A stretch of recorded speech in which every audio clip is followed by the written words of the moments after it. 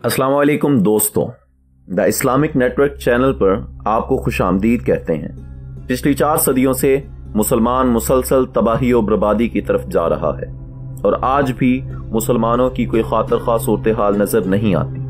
अगर तारीख पर एक नजर दौड़ाई जाए तो वाज़ेह नजर आता है कि जंग अजीम अव्वल, जो कि मुसलमानों की जंग नहीं थी, फकत हमदर्दी की बुनियाद पर इस जंग में मुसलमानों को झोंक दिया गया, जिससे मुसलमानों को शदीद नुकसान हुआ।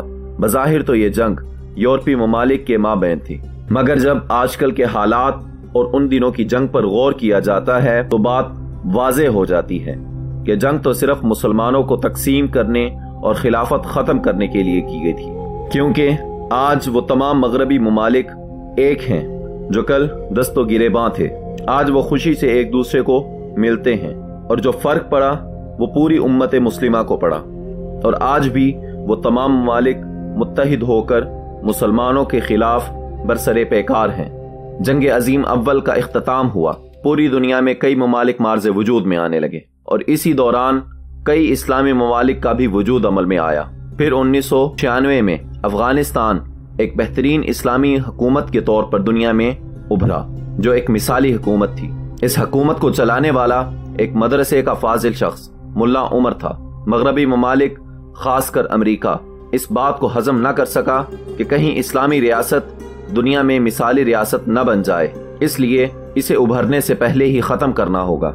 फिर अमेरिका ने एक चाल चली, जिसके तहत उसने 11 सितंबर 2001 को अपने ही मुल्क में वर्ल्ड ट्रेड सेंटर को गिराकर इसका इल्जाम उसामा बिन लादेन, जो एक फर्जी शख्सियत है, पर लगाकर अफगानिस्तान में फौज उतार दी और आज तक वो अफगान मुजाहिदीन से जंग लड़ रहे हैं। इस बात को मानना तो मुश्किल है कि अमेरिका ने ये सब खुद किया, मगर जब कुछ सवालात हमारे सामने आते हैं जो कि अमेरिकी मुहक्किकीन की तरफ से हमारे सामने लाए गए, जब इन सवालात का जवाब अमेरिकी हुक्काम से तलब किया जाता है तो कोई खातिर खा जवाब सामने नहीं आता। और वो चंद सवालात ये हैं: कैसे दुनिया की सबसे बड़े मजबूत मरबूत दिफाई निजाम को शिकस्त दी, वो भी एक दिन में 4 मरतबा? ये कैसे हो सकता है इमारत में इस्तेमाल होने वाला स्टील, जो कि 2750 फ़ारेनहाइट पर पिघलता है, वो जहाज के 1517 फ़ारेनहाइट पर जलने वाले ईंधन से पिघल जाए? ये कैसे हो सकता है 2 बिल्डिंगों से 2 जहाज टकराए और 3 इमारतें गिर गईं?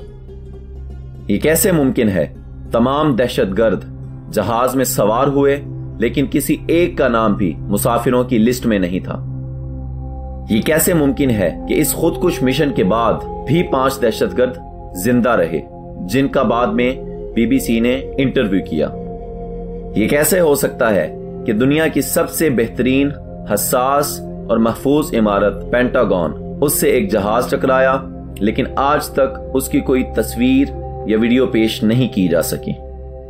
ये कैसे हो सकता है कि वर्ल्ड ट्रेड सेंटर में 5000 काम करने वाले यहूदी मुलाजमीन सितंबर 11, 2001 के दिन तमाम के तमाम गैर मौजूद हों?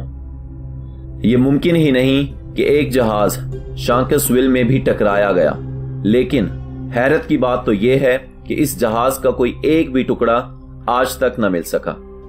शायद ये तमाम सवालात जो कि अमरीकी हुक्काम से किए जाते हैं ये बेबुनियाद हों, मगर इनके जवाबात आज तक किसी ने नहीं दिए और ये सवालात भी अमरीकी अवाम की तरफ से किए गए हैं। अगर देखा जाए तो ये सब अमरीका की चाल थी, सिर्फ और सिर्फ मुसलमानों को तबाहो बर्बाद करने की। अगर आपको ये वीडियो पसंद आई है तो बराए मेहरबानी हमारा चैनल सब्सक्राइब करें और इस वीडियो को आगे शेयर करें। बहुत शुक्रिया।